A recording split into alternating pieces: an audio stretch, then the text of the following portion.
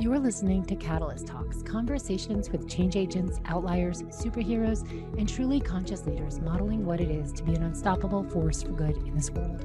What lit these catalysts on fire to do their work, and what nuggets of wisdom can they share with a world literally on fire? The whole idea of Catalyst Talks and these conversations is to understand how these leaders have approached being on the leading edge of their truth. How did they uncover their purpose? And what does it really take to catalyze change and at scale?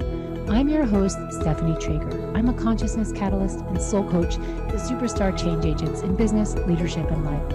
On this podcast, I wear an eclectic mix of hats, including earthkeeper, healer, coach, lawyer, business, and higher purpose strategist.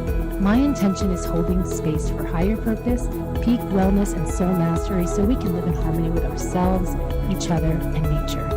I'm here to awaken consciousness on this planet, unlock higher purpose, and learn what it really takes to catalyze change and at scale. Welcome back to Catalyst Talks podcast. It's been a minute since our last episode, and lots of transition has happened for me personally and the world collectively while we're undergoing some deep energetic shifts right now on this planet. And this episode, I get to dive deep with my friend Jake. And we are going to talk about all things energy, shifts, consciousness, and how do you anchor that in the real world. My guest today is Jake Sasseville. Your last name, Jake, is so apropos for who you are, for who you really are, because for me, you're like a sassy village. And I got to experience that. I got to be in your village, and I'll tell you, it's sassy and it's top notch. So today we're going to explore what it takes to have a dream and turn it into a thriving jungle retreat center, boasting the world's leading experts as retreat hosts. And I'm going to be one of them soon. Yay. My higher purpose is to awaken consciousness on this planet so we can live in harmony with ourselves, each other, and nature. And Jake, you are the CEO and co-founder of Imiloa Institute, a place where people go to awaken consciousness. This is why I wanted you in this conversation. You are a unique divine soul. You have a tremendously awesome story that is full of creation and creativity. I know that you're going to inspire all those who hear you speak today. So I want to welcome you, Jake. And I want to ask you first what this means to you. How does this land for you when I say, come home to who you really are so you can do the work you really are here to do? Well, it's great to be here. What does that mean to me when, a lot of people, I find that we are projecting machines, right? We're meaning making machines and we're projection engines. And so a lot of people ask me how I created this, beacon of light on a hill in the middle of Costa Rica we call it Imiloa Institute. And I really, for those that are really wanting to listen, I bring them through the journey of experiencing life's greatest pain for me, and that becoming, ultimately my purpose. And the pain for me was, and we'll get into it, but essentially the trigger was losing my house and everything else in Hurricane Sandy in 2012. And ending up facing my greatest fear, which might sound silly to some, but was ending up back home in Maine. And I ended up back at home in Maine for what I thought would be a month. I was there for 2 years, and I wasn't at home. I was actually in my grandma's basement.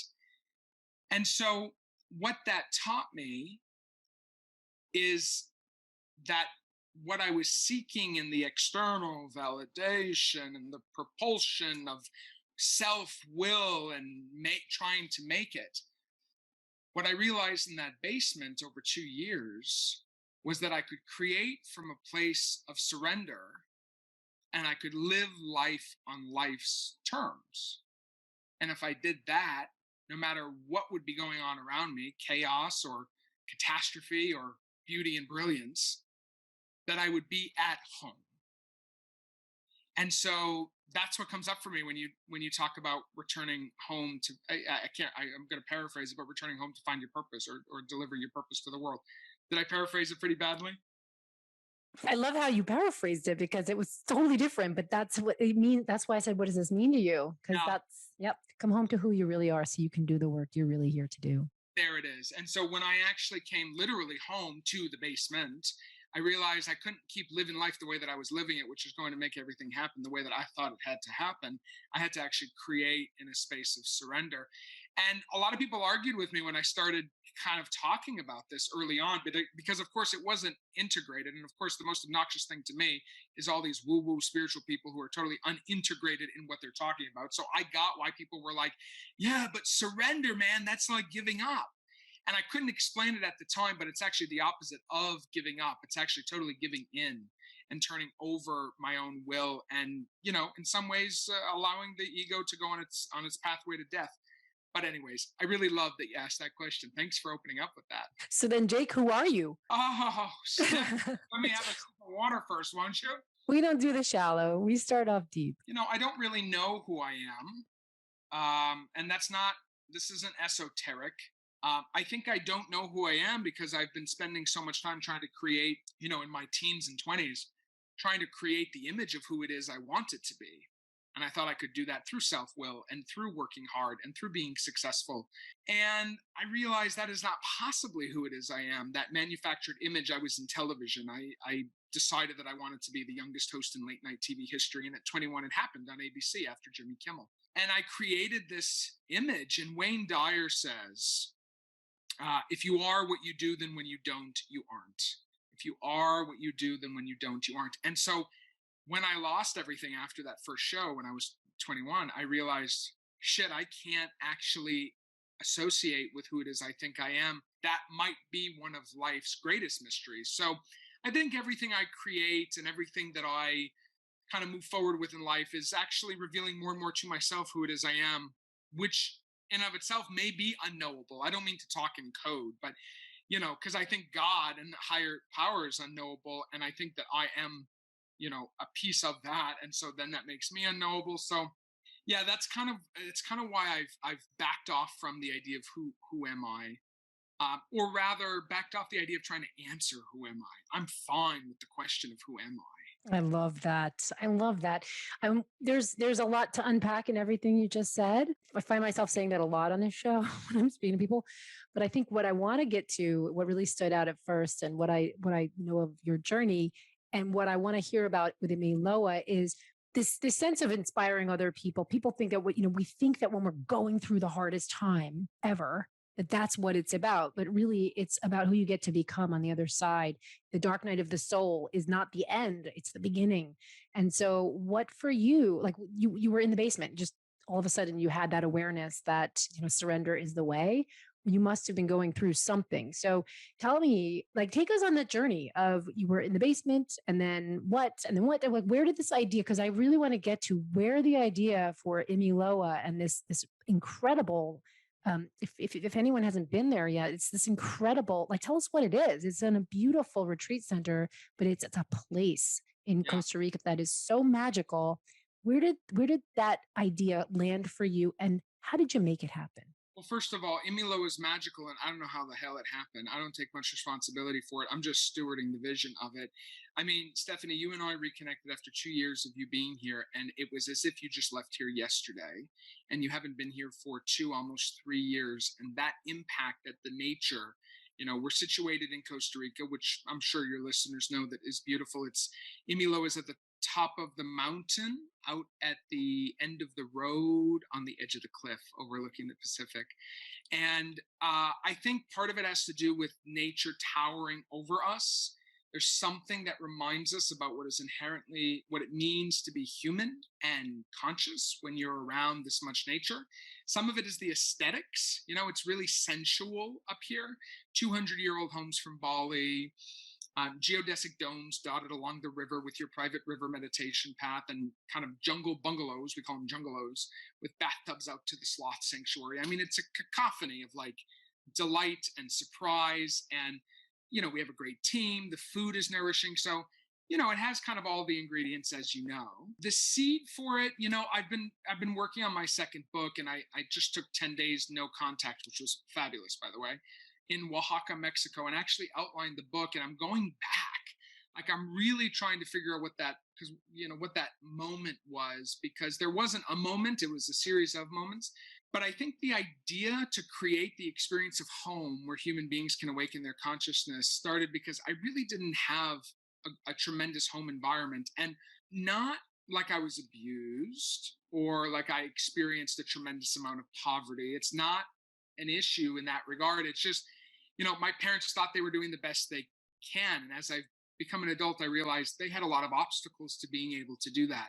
When I was 14, my brother was diagnosed with cancer and he was 11. I don't know if you knew that. And then over the next 3 years, he died, but that kind of progressively tried with the bone marrow transplant and everything. 14, you'll know, I mean, in like traditional Western world is freshman year of high school. And so I went through all of high school without any parents at home. And Oprah raised me on the TV every day at 4 p.m., as she did, I'm sure, for so many people, and Rosie O'Donnell. And then I would stay up late and watch David Letterman and Conan O'Brien. So these seeds of entertainment and like, oh, maybe I can entertain my way out of my trauma started to kind of get baked in there. So 14, 15, 16, finally 16, I had enough of it. My parents were 3 hours away in Boston at the Boston Children's Hospital with my brother. I wasn't seeing them. I was literally raising myself. So I said, screw it. I'm going to go to France. I want to learn a language and I want to get the hell out of here. Now, that's when I started to create stories because I was like, oh, it'll be great. Like I'll be an exchange student. In reality, I didn't know how to deal with reality. And I didn't go to the way of drinking and drugs, although I started that in France. I went to the way of like, explore the world. Let's see what the world has for me, because this is just my brother's just dying here. So let's go see what the world has.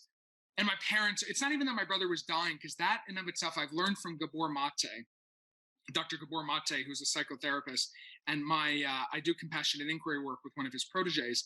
And I've learned that the event is not the trauma, it's being untended in that experience. It's that experience being untended to or being unseen in that experience. That's what actually creates the trauma.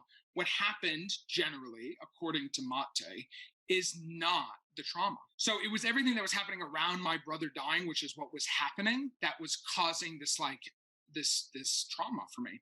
So I went to France. I moved to France, didn't speak the language, moved there by myself, moved in with a host family, went to high school, not speaking any French in France. And that really just kind of flexed a muscle for me. And then I came back and my brother died. And then I just started to, I had started a local access TV show, and then that went the trajectory that it went on.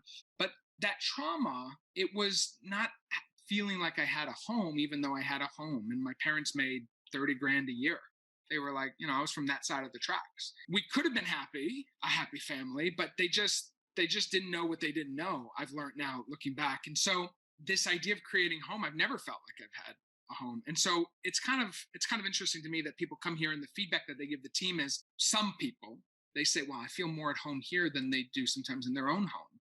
And that's just so ironic. And I kind of look up to the sky sometimes, and just when I'm walking around the jungle, I'm like, wow, that's crazy that that's the place that I created out of all of that. And by the way, I didn't create it. I just was the Sherpa to get it created. And I created the vision for it for sure.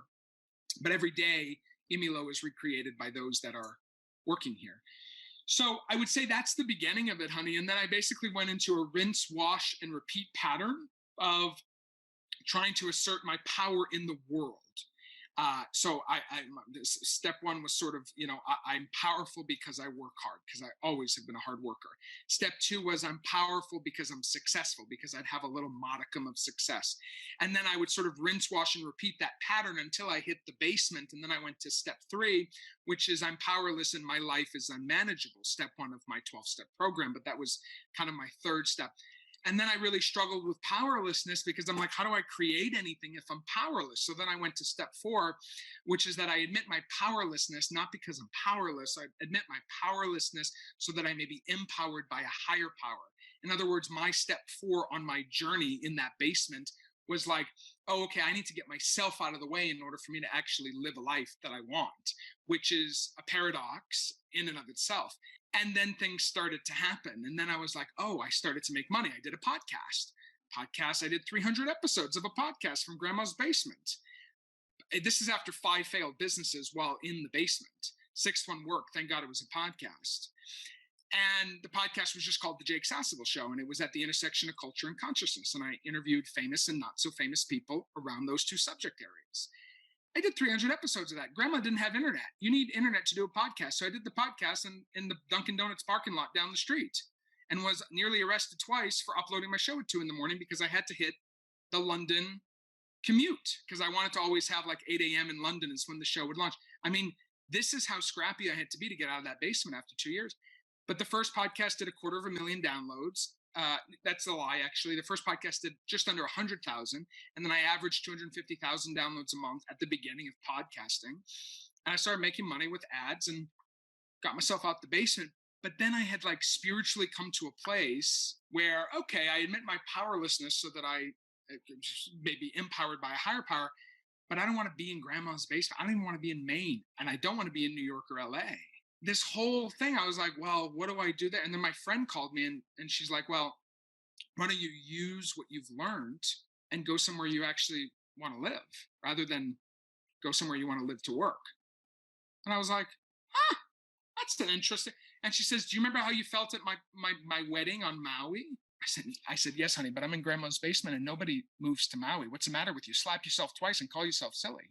And so she said, well, use your program. And one of the tenets of my program, Stephanie, and this is what has allowed me to catalyze, it's not really secret, but it's like secret-ish because nobody's really willing to really do it. And it's that I made a fundamental shift in my life.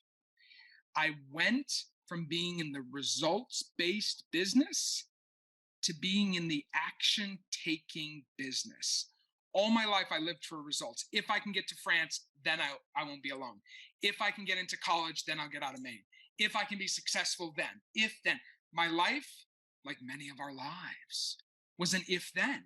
And in the 12-step program, and what I was really learning in surrender, creating from a place of surrender in that basement was, if I take action, turn the results over to the new higher power of my understanding, and then bear witness, what kind of life could be created from there. Now, in order to do this, it meant I couldn't have the ego involved as much as it was. Couldn't burn that on both sides like I was doing on the candlestick. But what kind of life could that create? What kind of serenity could that create if I started really putting myself in the actions-taking business? Every day for a year and a half in that basement, I worked with a group, a daily action group, and I would email 20 revenue generating activities. Because remember, I was making no money in the basement. 20 revenue generating activities. I would email them in the morning. 80% of that list had to be revenue generation. 20 actions that I was going to take for the day. 80% of them had to be revenue generation. In the night, I had to email them back and tell them how many I had crossed off the list. If items were on the list for more than 3 days, they'd call me out. If I missed a day of actually putting my items on a list, they'd call me and say, what's going on? So Who's the they? These are people from my 12-step program, Okay. Debtors Anonymous and Under Earners Anonymous. And so this was a daily action. Yeah, this was my daily action group. There was like 3 or 4 of us, and we were all doing this for each other. So if I wanted to hide out on a day and not take any action, I had to report that in. Hey guys, I'm hiding out today. Hey, I'm sick. Hey, I'm having a shitty day. I did this every day, 7 days a week for a year and a half. And that put me from grandma's basement to a 5-figure a month earning podcast. The podcast started earning 5 figures within 4 months of its release. I mean, I was earning 10, 11 grand a month. It was insane from a basement and a Dunkin' Donuts parking lot. So then I had the choice of, where do I want to live? How do I want to do this? How do I want to live? And so my friend just said, take action, turn the results over. That's what you've been preaching for the last 6 months. Look what's happening around you. So I was like, okay, I'm going to go find a house on Maui. So then I go on Craigslist and I find this big old 4,000 square foot home. This is, by the way, the seed of how Imiloa came to be. So I go buy this big old, I go apply to rent with a 450 credit score, a $5,000 a month home. Makes no sense. But if I entertain those thoughts, I'm in the results business.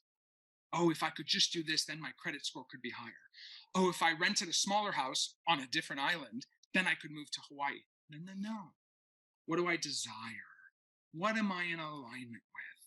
I wanted to move to Maui. And so I applied, and the property manager called me 2 weeks later, and she had a very sing-songy voice. That's how they talk in Maui. She's Hawaiian. She's from Molokai, the island of Molokai. Hey, Jake, it's Netta. Her name was Netta, she said. Just wanted to let you know you can have the house if you want it. Bye. I was in the gym parking lot on Center Avenue in Lewiston, Maine, the town I grew up in, the town I watched my brother die in, the town that I became estranged from my parents. I was watching my dad die with Parkinson's. I was in this gym parking lot texting with my sponsor in my 12-step program saying, she told me I could have the house if I wanted. What does that even mean? I went full on existential crisis. I'm in a basement in Maine, and now I can just have a house if I want it in Maui. It blew my mind. I was 29 years old. It blew my mind. Sent the deposit. A month later, I moved to Maui. I get to Maui on August 27, 2015, Stephanie Trager. I sleep on a carpet because I have no furniture because it's a 4,000 square foot unfurnished home with a cottage that I'm going to Airbnb. That's my big grand plan is I'll Airbnb the cottage so that I can have the income for the house. I get up on the carpet, I was on the carpet. I get up, get some water, go outside to my deck. I'm watching 3 Hawaiian islands, the island of Lanai.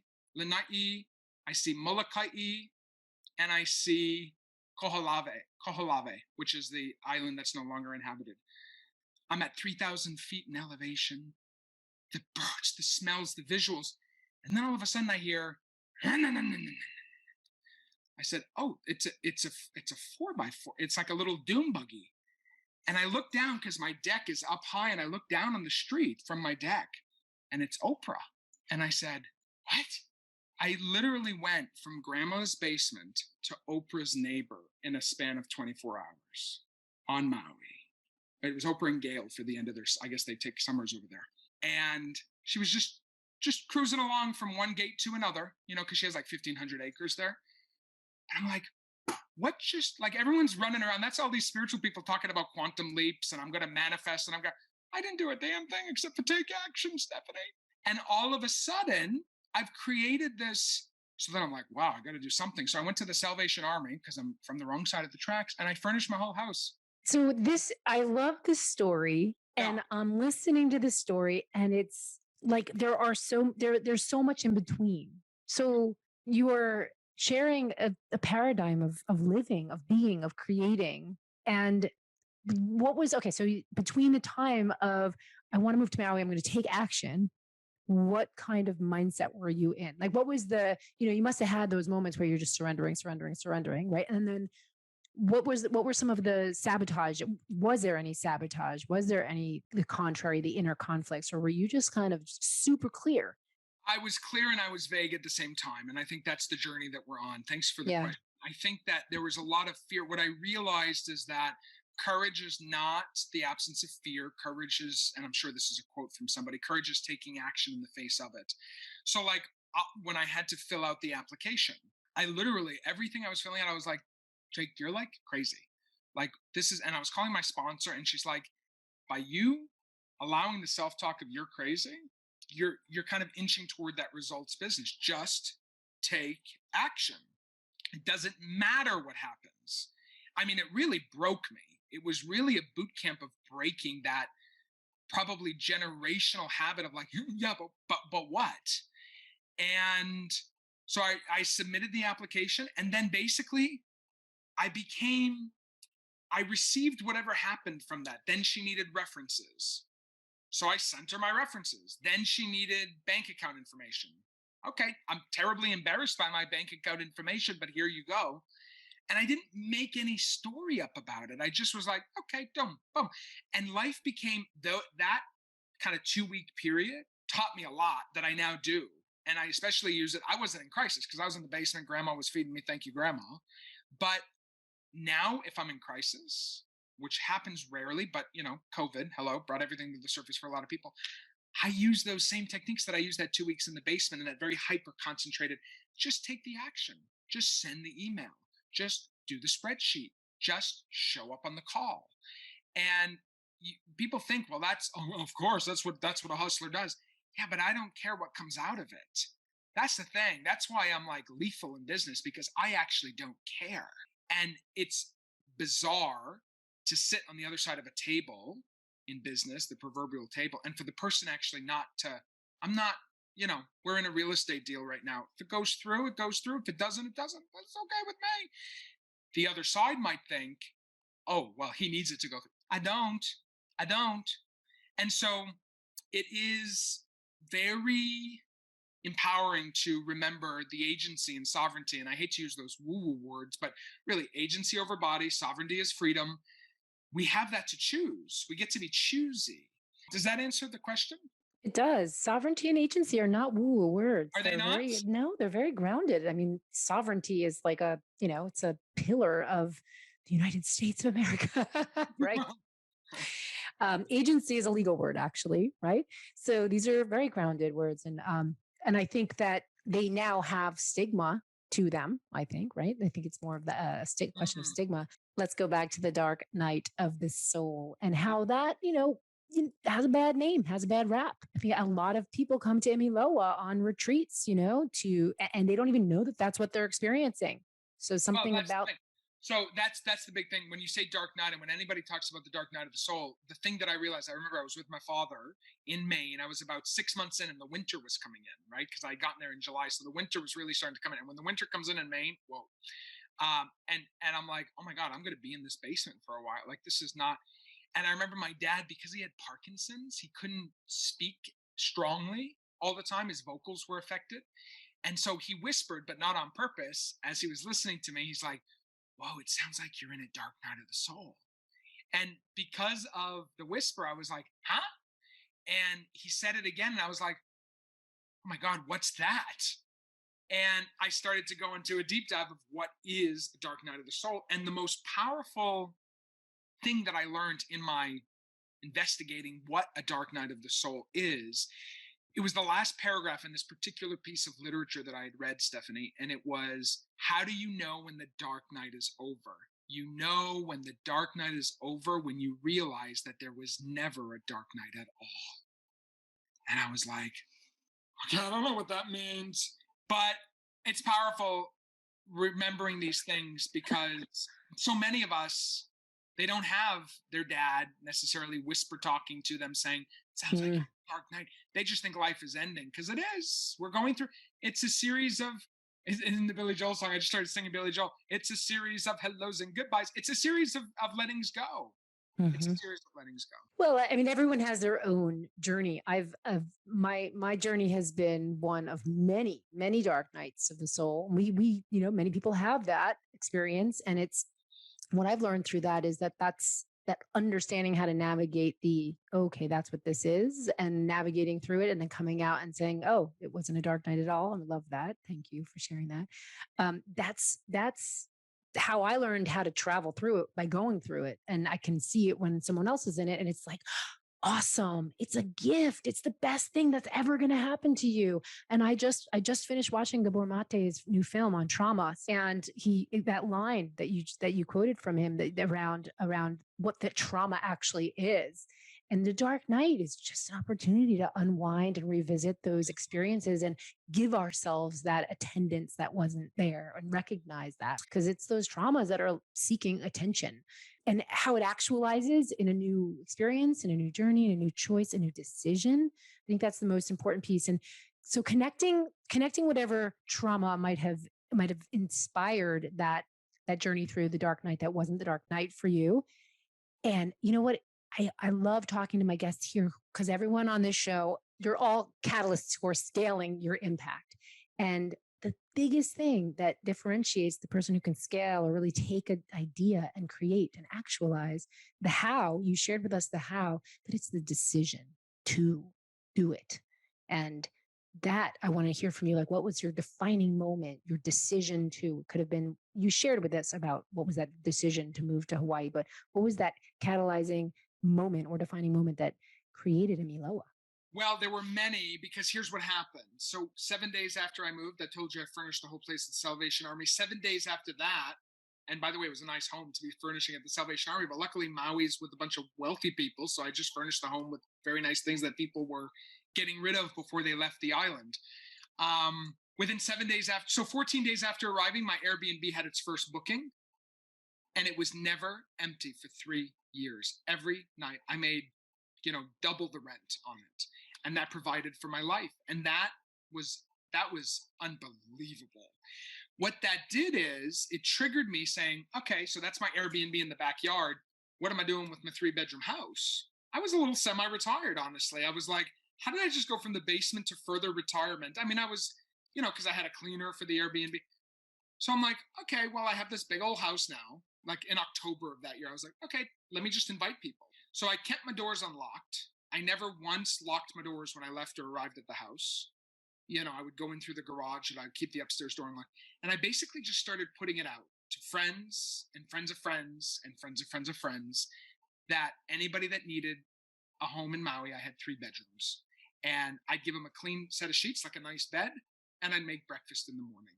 And I wouldn't charge them. I had the beginnings of Imiloa because I had stage 4 cancer survivors or stage 4 cancer patients with like prostate cancer coming to heal their life on Maui.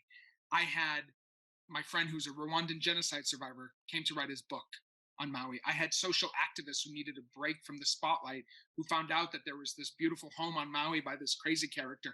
I had thousands of people over 3 years just come for a night, come for a week, come for a month. I had a pro-Australian boxer who taught me Wim Hof breathing because he just needed a break from his career in Sydney or whatever it was.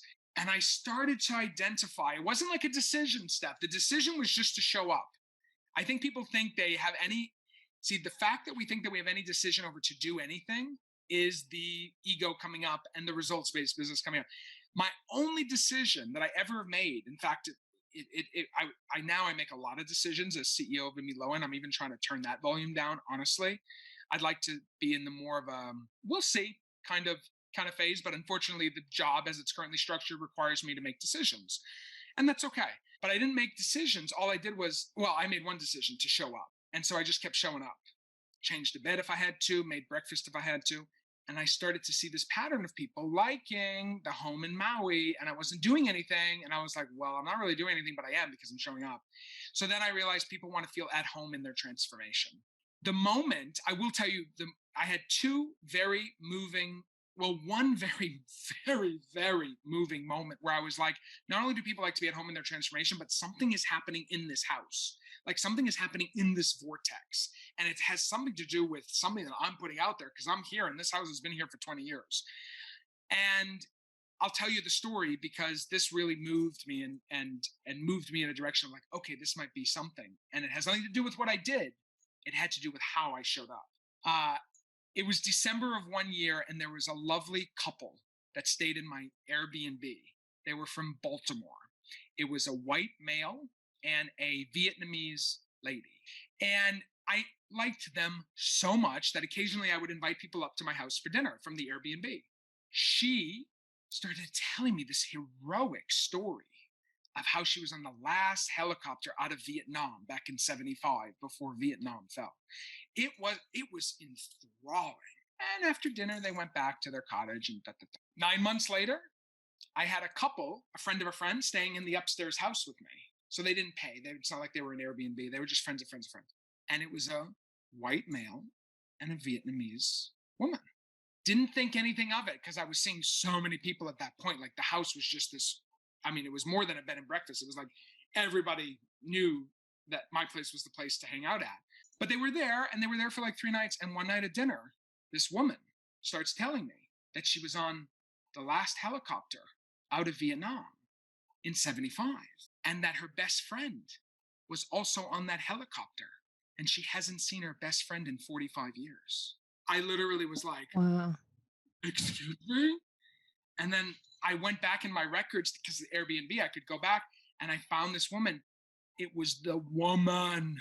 They were the long lost friends. And the couple from Orange County went to the East Coast to DC or Baltimore, and they reconnected after 45 years. That's when I knew that this was not an Airbnb. This is not just, open for come to Maui. There was something in my soul that was perpetuating something happening here. And I have been proven that that is accurate in almost every retreat. Now we've had 140 retreat contracts with thousands of people that have come or will come to Imiloa. There are connective tissue elements here that are happening under the surface that none of us can see. Sometimes it's brought to me. Sometimes I hear a story like that. And that was a moment. I made the decision to continue showing up after that moment in the spirit and service of Imiloa. Before then, I was just showing up because it was fun. And it was like, oh, I'm semi-retired with an Airbnb. But that's when my road got super clear. Again, the goal here is to be inspiring people to just continue on with their big vision, their big dream. And what I love about what you shared, just like piecing together some of the nuggets, the surrender, but then it was also, there's this kind of nuance in your steps where you talk about the first it was, results based, and then it is action based. And now it's more, well, yes, action, but it's being informed. It's not informed by the list of things you should do. It's informed by spirit. It's informed by some other force of consciousness. So that's where you are now. I would agree with that. And by the way, I was having a hell of a time because I think I just painted a picture of like, oh my God, it's just all. I had a neighbor that was trying to get me out of that house for 3 years, calling the county of Maui on me, and those people do not play at the county. I was wondering about that. Yeah. Oh yeah, I had neighbors I had a neighbor. Everyone else was defending me because they were like, I mean, it was really like an interesting thing because all the other neighbors, they didn't know really what I was doing, but they knew it was okay. Like Wayne Dyer, before he died, used to come up to my neighbor's house for treatment, to give you an idea. Ram Dass is down the road, like Oprah's right there. Like, and then I had one neighbor from, Laguna Beach, California, who like retired from Google, and all of a sudden he's like calling the freaking county on it. So then the county's showing up. I mean, and this is just goes to show like there are barriers to entry. The county's literally showing up, and they kind of would walk up. I mean, this was fun. And county is like terrifying in Maui, by the way, because they will shut you down and they will start billing you like $20,000 for fines for doing this. Like, it is no joke. Airbnb is on Maui. And it was in the lease that I could, but I needed the license and I didn't own the house, so I couldn't get the license. So the county would show up and they'd say, hi. And I said, hi. And they said, how are you? And I said, I'm okay, thank you. Like, because of the way they talk. And they're like, and she kind of was like, I couldn't make it up whether I was like making it up in my head, but she was kind of winking at me. She's like, so I hear, you're doing Airbnb in the cottage. And I said, oh, cool. And she said, are you? I said, not today. Answered totally truthfully because it was empty that day. It was a turnover day. And there was always a turnover day whenever they showed up. And she says, okay, well, you need to apply for license if you want to do the Airbnb in the cottage. I said, yeah, I'm aware. Didn't incriminate myself. I mean, you're a lawyer. You probably appreciate it. I just answered the questions. I didn't give any explanation. She didn't ask for any explanation. She's like, okay, take care. And I swear one time she winked at me. I swear to God. Anyways, so there were barriers, and that was stressful for me because now it's like, I had a used Audi that was 10 years old, right? And I say that because Audis are expensive to fix. I wasn't making that much money. I felt very vulnerable. I was on an island in the middle of the Pacific. I started to have friends, but that first year when he was calling the county, I did not. So I don't want to paint a picture like life was just grand after grandma's basement. It was filled with a lot of contrast, right? But I just kept taking the action, and I tried to love that neighbor. One time I had a gathering. This was a fascinating thing, a microcosm, but still a gathering. And my friend, my ex-lover actually was there, and he was playing with kids on the next door neighbor's thing. He didn't know the kids were the kids of the guy that was trying to get me out of there. My ex-lover invites the kids over. The kids invite the father. All of a sudden, I'm at my 80s themed party, and there's my arch nemesis in the doorway. And I just welcome him in with love and open arms because I'm like, I guess that's what we're going to do. Meanwhile, I'm like, you talk about like physical reaction. So that's how it was for me over there. And that's all good. The action that I started to take after the Vietnamese awareness, I'll call it the Vietnamese awareness, the connecting the two ladies, is I said, okay, this is what I want. This is what I want to be doing. So then I started talking about it. I mean, that's the thing. I'm a talker. I literally verbalized Imiloa into existence. I started talking about it for 2 years. Eventually, I had someone stay on my couch or in my room, in one of my rooms, named Bobby Bailey, who was the co-founder of Invisible Children, one of the largest social impact companies back in its day in 2006, the first to really use social media to eradicate childhood soldiers in Uganda. Bobby was staying on the couch, and he's like, oh, you have this vision for a retreat center? Like, you should talk to my friend Nadav. And then all of a sudden, I'm on the phone with Nadav, who was my business partner. And Nadav's like, oh, that's interesting. And he's like, let me make a Facebook post about it. I said, Facebook post about what? He says, do you want to do it together? Like, you want to raise some money? I said, who are you? Sorry. And he put out a Facebook post. He raised 100,000 in a day. He raised $3.5 million in 5 Facebook posts over the course of 12 months. We had a contract to do a 20-acre piece of land in Maui. At the 11th hour, that fell apart. And I'll stop there in case you want to interject, because I know you like to navigate it in a certain way. No, you're going fine. You're driving fine. The beautiful part I just want to highlight is, and then I'll press play again.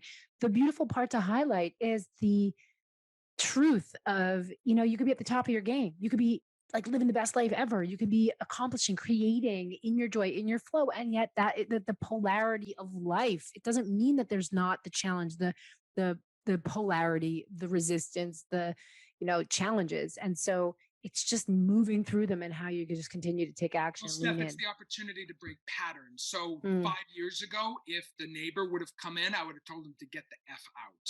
Now I welcome him in and I fed him and his kids. Like, it was like, I couldn't even imagine it, that it was happening. I'm like, I am like, that is holy to me. When you feed someone, like when you have them over for dinner, like I was known for my little dinner party shindigs. I know it doesn't look like it, but I really was. And I was then feeding this person. So it was not just like moving through it. I was stuck in it, but still taking the action. That was the key for me, is just invite them in, take the next right action. What are you going to do? You're going to tell them to go home? Like, it's going to go call the county on you tomorrow. So yeah, it's rewiring those responses and those reactions as well. And starting to realize that my first reaction isn't my final reaction. The pattern interrupt. Totally. Okay, take us to Imiloa. So I'm in the 11th hour in the US, or in Maui, it's called a J1, which is when you pass the point of no return after your money. Your money basically goes hard. It's a diligence period. So we were in a diligence period on a 20-acre retreat center space. And I was in Maine visiting my dad. I sat up at 4:30 in the morning and I was like, I have to get out of this deal. The truth was, I exploited way too many loopholes in county government stuff to be able to do this retreat center there. Way too many. And it was too risky for having all this money involved. And so I called my partner, who was in Israel 6 hours ahead, so 10 a.m. there. And I said, I'm getting us out. He says, what do you mean we're getting us out? I said, let me call you back in just a second. I called the broker. It was 11 o'clock at night. And I said, I need the signature page and I need to be out before midnight. She said, I don't know what's going on, but okay. So I signed us out, thank God, because midnight would have been the cutoff and we would have had a lot of money go hard on that house and we could not have backed out. And I called my partner back and he said, what are you doing? Like, we have all the money for this in the bank. Like, it wasn't, Steph, just like it was raised. Like, oh, okay, it's committed. It's like, we had like, whatever it was, 3 million in the bank for this, or 2.5 for the purchase and then $1 million for the build out, or whatever it was. We had millions of dollars in the bank account in Hawaii. And he's like, you can't do that. Like, what are you doing? I said, I have to. I was, too many things. Like, I woke up in a sweat and I'm just listening to that. He says, well, you got to put the money somewhere. Where are you going to put it? And I said, well, our second location of this vision was always Costa Rica. And he's like, then you better get on the first plane to Costa Rica. And I couldn't get on the first plane because I needed an attack plan. So I called 3 real estate brokers. Actually, I called 5, 2 hung up on me because of what I said. My first line to these Costa Rican real estate brokers is, who's ready to make the fastest, biggest commission they've ever made in their life? Why did they hang up? Why did they? So finally, Larry Graziano from New Jersey, ironically, Jake, it's Larry. I was like, oh God, are you from Jersey? He says, yes, what do you need? I said, here's what I need, Larry. Here's what I need, babe. 20 acres, potentially 6 additional. I need to be able to sleep 8 houses at that point. Now we're 17. I said, I need to be able to be boots on the ground tomorrow, and I need to meet the owner. And he's like, you're crazy. Because at that point, it was like, whatever, Christmas. I said, I'm coming the day after Christmas, babe. And he said, okay, let me see what I can do. And so he literally, he was like dying because my qualifications were so specific. He says, okay, babe, I got 3. I said, okay, I'm there tomorrow morning. Merry Christmas, ho, ho, ho. I flew into Costa Rica. What is now Imiloa was the first place that I saw. I met the German seller who was responsible for putting in the road and the 200-year-old homes from Bali. Takes a German. I walked the property and made an offer and moved 45 days later. Isn't that how it always goes? I'm just going to share some of my experience there because I can imagine what it was like for you to walk on that to first enter there. And I would love, Yeah, to tell know. me. But when I first arrived there, and people, if you've listened to this podcast, I communicate with trees, they talk to me. And when I first got there, I went for a run. It was Oh, I like didn't such know a that. long traveling day and whatever. And I remember putting my stuff down and I went for a run all the way down the road and then back up. And I think that, you just get a better view of where you are and how you got here when you get out of the car and you redo it on your feet. So I get up to the top and I remember just feeling like this. I asked for permission, like, because, you're driving up in the taxi and they don't ask for permission. You just go into the front. So I kind of had my own new entry and it was just like, wait, pause. I was really given this guidance to ask for permission to enter the gate, or the fence or whatever that structure is. And then Yeah. I went in and there are several trees on that property, one in particular behind the House of Masters that just called me over to it before I was even in that. I didn't even know what that structure was. And I kind of went behind that House of Masters and I saw this tree. And then the whole time I was there, that tree was communicating and like healing and doing a lot of work with us, with the group that I was there with. And so, I mean, that was just part of my experience. Of course, it was all in the ego sense. It was this luxurious, amazing, everything, every detail handled, like just everything amazing.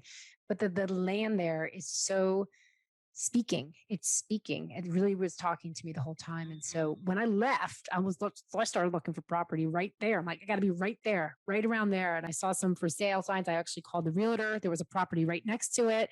And then COVID happened. So that all got stalled, I said, not completed. But it's just such a magical place.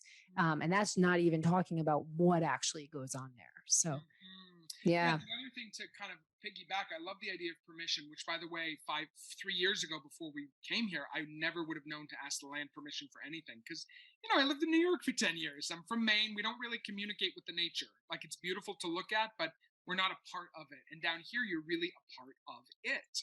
And so part of my permissioning as we've gone forward is inviting the indigenous tribes to be a part of life here with us. Certainly, there's an economic aspect because people love when the tribes come and visit us and do certain ceremonies, but also just to be here. The Mamos, which we talked about, were here last year. The priests of the Kogi tribe from the Sierra Nevada mountains in Colombia, they were here just giving talks. Nobody was charged. They actually even requested to eat fish on a vegan campus, which we provided for because it's the priests of the tribe that they lived in a cave for 7 years in darkness, Stephanie. We're going to let them have fish on the vegan campus.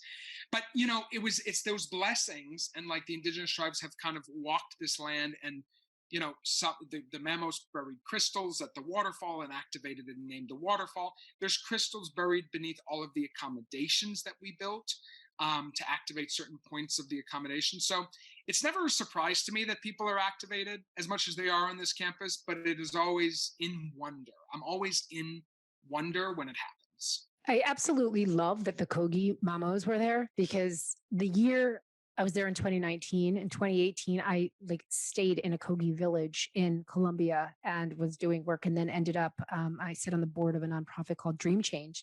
It was founded by John Perkins and we raised money to help, to co-partner with the Kogi tribes to buy back, to repatriate their territory in Colombia. And so I had such a deep experience with the Kogi that to find out after I was there that they were there, it's like you're on like a major meridian of the planet there. It's amazing, isn't it? Yeah. Yeah. So cool. It's a great way to describe it. Yeah. So Jake, it's the meridian thing, like, because I don't want to buy into it too much. I always try to be careful of what I buy into, even my own BS. But meridian is such an interesting word for it because I don't know the origins of meridian, but it feels like that the people that are coming here and the intentions that they're setting before, during, and after, it makes sense that it would be a meeting point for people to have these moments of transformation and for that there's such there's so many intentions of people that come here. It's not just a hotel, it's not a hotel at all, actually. And so it shifts it a bit. Anyways, great dialogue on it. I appreciate that. Yeah, it's a meridian is an energy. It's like an energy. It's a line of energy that flows in our body. right? It's Chinese medicine. That's where the acupuncture points go. I'm not an expert at that, so pardon my rough articulation of it. But it's an energy point, and it's a point of healing. You've navigated a lot. I'm sure the ins and outs of running this, creating it, and then running it. What can you tell us about being like the leader, the person who's stewarding this beautiful creation and taking it to the next vortex of its manifestation? Yeah. Well, I'm as grateful for Imiloa as everyone else is for Imiloa, honestly, because it's taught me the principles of servant leadership at a time when perhaps I thought the CEO was the boss or the leader. I just am here to make people's lives easier that work with a vision that is world embracing. So once I realized that is my service in this capacity, it's really helped. It's really helped. It was very daunting at the beginning. I lost two business partners who functioned as the CEO and COO during COVID. Both of them basically exited the business. And the business was on this precipice in September, October, where it was either going to be sold as a real estate play. That was brought up several times, and my heart would break, but I wasn't willing to take the action to not make it so. And the action was I had to step in as CEO because we were kind of sort of seeing the end, like the light after COVID, but we didn't have the funds to be able to invest and recruit in a CEO. And I kept telling the investors, I'm like, I'm a clown. I'm a sales guy. I'm not the CEO of this thing. And finally, it was Johnny who called me, one of my investors who now lives in Zurich, but was in Singapore working for an agency, one of these VC firms called Apollo, and he covered all of Asia. And he has this sweet little, British accent. And he called me and he said, listen, mate. And he has a lot of money in this. He's like, just listen to me for a second. The best salespeople make the best CEOs. I'm not saying that because we need you, but we need you. And I was like, okay, something clicked. And thank God it did. Of course, you say yes to a hero's journey and then everything fell apart. So I basically raised a ton of money so that we could stay in business now that they had a CEO they could trust. And not to say that the previous CEO they couldn't trust, but they just needed a CEO that they could trust. We raised a bunch of money, and then I ended up with 3 surprises, 3 days back to back in December, the day after we closed that money. 3 massive financial surprises that totaled about $250,000. And that was in the middle of December. Good surprises or not? No. I'm trying to stay as positive as I can, but no, it was like back due stuff and owed stuff. I'll keep it general. But surprises that totaled, after I just raised 150,000, now I had to figure out 250,000. I was talking to my senior finance guys. I was like, what is this? Like, what do I do? And they're like, we suggest you sell. And I said, well, I just went through the whole selling of the business. They're like, no, you better start selling retreats. And so I sold $300,000 worth of retreats, which is a lot, through Christmas. And I have a world-class agency in Miami that I worked with, and they saved my rear end, and they knew how to target the right people. And I'd gone through 4 agencies, take action, turn the results over. I had hired and fired 3 agencies, and this 4th one seemed to be working, but I called them and I was like, Hail Mary, full of grace. Like, I need a Hail Mary right now. And we sold. And that's that. It put us back on the map in January, February. And, things are moving along now. And it was not easy to say yes to take CEO. And it's a tremendous burden of responsibility, not because all I need to deal with the numbers and all the meetings and all that. I have 22, they're not kids in terms of the age, but like they're my responsibility. 8 hours of these people's days are my responsibility. They're spending a third of their time here, spending a third of the time at home, and they're spending a third of the time sleeping. That is a tremendous responsibility that I don't think I'll ever get over for as long as I get the opportunity to serve as CEO, because it is so important to me. And then I'm dealing with the dynamics of working this thing in Central America, and everybody wants to pay people shit here, and because I can. And I'm like, well, no. I remember my general manager, I hired a world-class general manager who managed some of the top retreat centers in Costa Rica. And he came to me white-faced one day at the beginning, like the first week. And he was like, look at this. And he was showing me some numbers on a phone. And he was like, look, it's your house cleaning team. I said, yes, I understand that. He's like, you're paying them 32% more than anyone else in the region. I said, yeah, and it's not enough. And this doesn't, and he's a great guy. He's just like, what do you, well, that's Jack. Like, what do you do? I don't beat my drum according to how people like, oh, okay, I can pay someone $500 a month to work their ass off for 48 hours a week. No way. Not happening. And yeah, it's these things, these growing things. I kind of like it because I can kind of be this wackadoodle person that's just rooted in such integrity.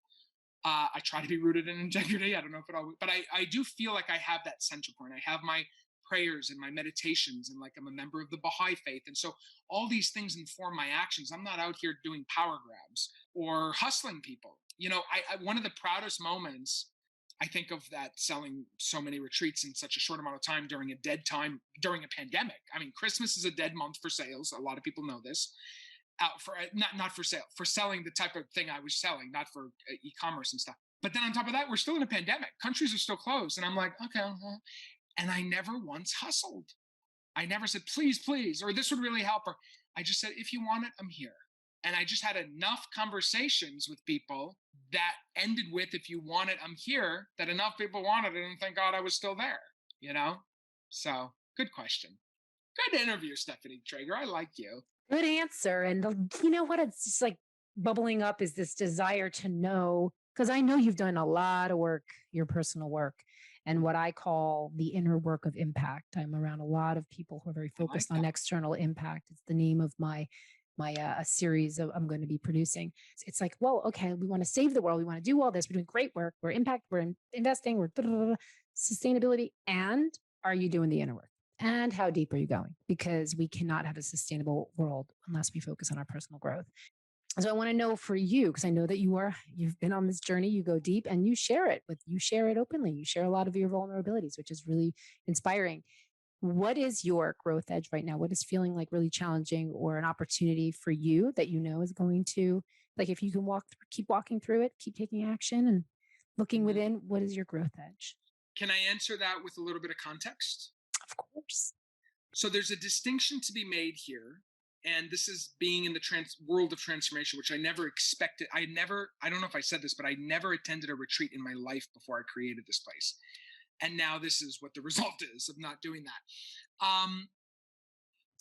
So I see patterns and I see a distinction that has to be made. And I pray that if any transformational agents who are like in the retreat world hear this, that they're able to really dwell and see if there's anything alive for this, for them.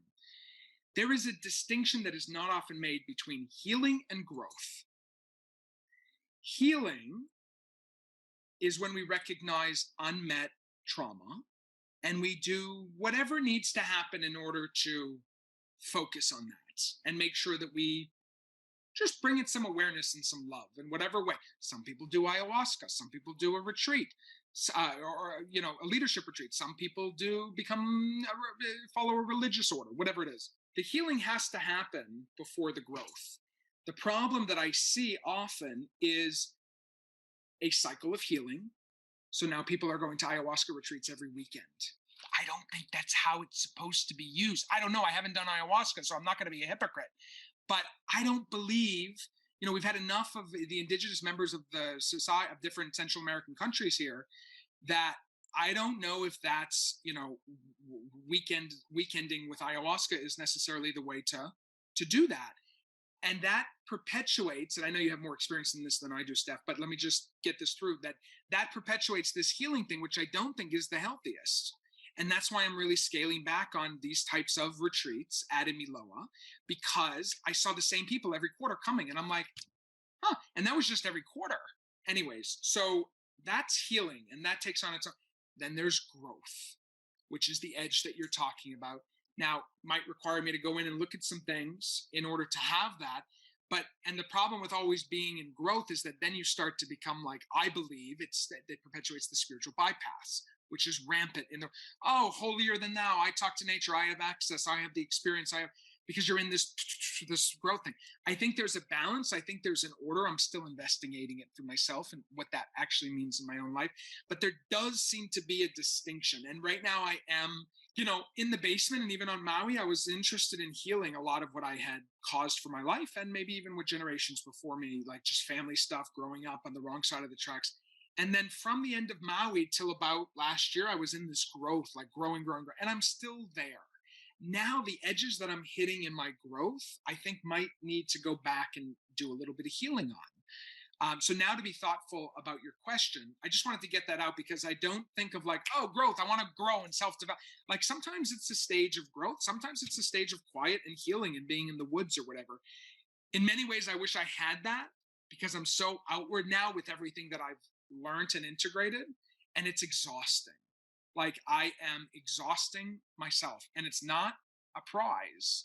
It's not a, and I'm rested now because I'm taking care of myself. I'm moving off of Imiloa's campus.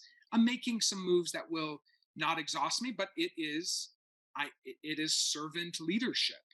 I've done a lot of the work. I'm now out in the world, and I got to go do some more work. I think what it's going to come down to probably is my relationships, my interpersonal relationships, not my friendships, but more romance. I feel like that's becoming a growth edge for me where I need to go and do some of that healing around that.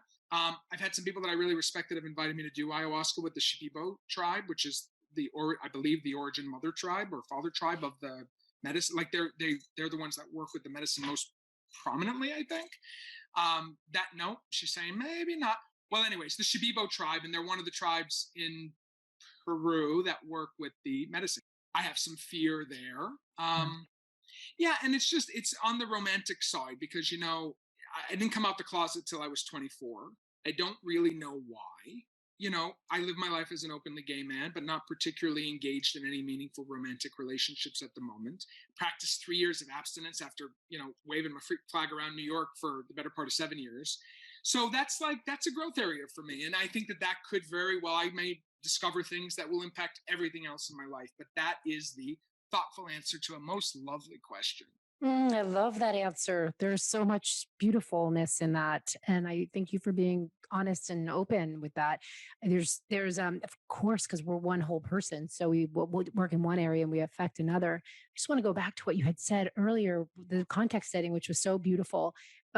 Because it really, the distinction between growth and healing and how nonlinear it is. It's just not linear. Growth seems like this linear straight line, right? But it's just not. And everyone who's grown knows that's not true. And anyone who's really done the healing and not just become addicted to the healing, which is kind of what that whole, let me go to ceremony and continue to keep seeking outside of myself. Once you've already gotten the codes and the understanding and like there comes a point where we have to look at, our addiction to needing to be healed.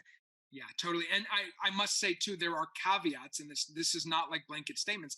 I just had a beautiful conversation with a woman. I don't think she would mind my saying, first name Mioke, a wonderful woman who talked to me about how she had scleroderma, which is a very intense autoimmune disease. Basically, my limited understanding is it eats you from the inside out. She couldn't move. She couldn't get out of bed.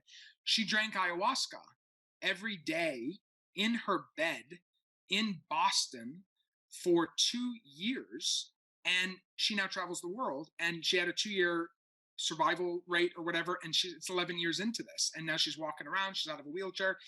And I said, yeah, but what else did you do? What Western meds did you do? She says, I just did ayahuasca. Now, so for whom and when, right? I'm just saying in general, this idea of seeking outside. Yeah, so I think you got it, and I appreciate you feeding that back. But I think, it's also like you said, the intention. I saw someone post something on Facebook was like, when people look for recommendations, literally they posted best ayahuasca retreat, the Shipibo. I've been in ceremony with Shipibo. Any indigenous culture that works with plant medicine, they're working with the plant medicine that grows where they are. That's what. If it's ayahuasca in one place, it's peyote in another place. It's, there's different, and they call it different things in Ecuador. I was in somewhere, it's natem, it's different medicine, different lineage, ancestral formulas. They use other herbs with the ayahuasca vine to kind of create the brew. And then it's a ceremony. And so it's interesting, this woman who you're saying was healing herself with the medicine. I'm pretty sure it sounds like she had a relationship with this medicine, whatever it was that she was choosing to do, the intention behind it. There must have been some intention. So it's all about the intention. And I just, oh gosh, we could talk forever, Jake. But You and me, you, me and you. as we wrap up, because I know you got a CEO and you got things to do, what's a nugget? Like, you got so many nuggets in here. Holy moly. I take on this personality when I talk to you. It's really funny. I kind of mirror you a little bit. Whatever floats your boat and tickles your pickle, darling. You bring out the child in us. It's wonderful. Yeah. It's a Sasseville operation. Yeah. Tell me, give us another nugget, your closing nugget. Like, what does the world need to hear right now from Jake from the jungle? Well, Jake from the jungle. That's actually that is a nice pep. Well, you just brought it up. I didn't know what the hell I was going to say because you were putting me on the spot. And I was like, okay, well, just be present with whatever is right in front of you. And then you said it brings out your inner child. And here is the most powerful moment in a conversation between Oprah and creator of the Jeffersons, 94-year-old Norman Lear. At one point, he had the most amount of television shows on the air at one time of any producer or creator or writer in the 70s and 80s. The Jeffersons and so many other series, like Sanford and Son, All in the Family. And Oprah asked him, she said, how were you able to juggle producing and writing these characters all at once on 8 different shows? And 94-year-old Norman Lear said, you know what it was, Oprah? It was a life pattern for me that I decided that if I could talk to someone as they are, but not as who I am, that would work out pretty well for me. So he said, when I'm talking to a billionaire, I talk to a billionaire like a billionaire. When I talk to a child, I talk to a child like a child. When I talk to a housewife, I talk to a housewife like a housewife. And that allows me to connect with human beings. So he said, connect with who it is they are rather than who it is you are. And that aligns with my vision of selfless service and also being able to just be present with someone, and lock in with them and talk to them as they are, not as who I am. That's what Jake from the jungle will leave you with. That is beautiful. When you're talking to people, when you're talking to somebody and you love who you are, like, yeah, we should love who we are all the time. But there's some times where you just love who you are with that person. Is that what you're saying? Is that what you're saying you feel with me? I do, Jake. Yeah. I'm going to leave it there. Thank you so much for being with me here today. Thank you so much. That was very special. Thanks for joining us on this episode of Catalyst Talks. Stay tuned for what's up next, and please subscribe to our podcast wherever you listen. You'll find those links at catalysttalks.com. Join us as we continue this conversation on social media, and if you'd like to reach out to me privately, you can send me a message at stephanietrager.com. Your attention here means the world to me. Thank you, thank you, thank you.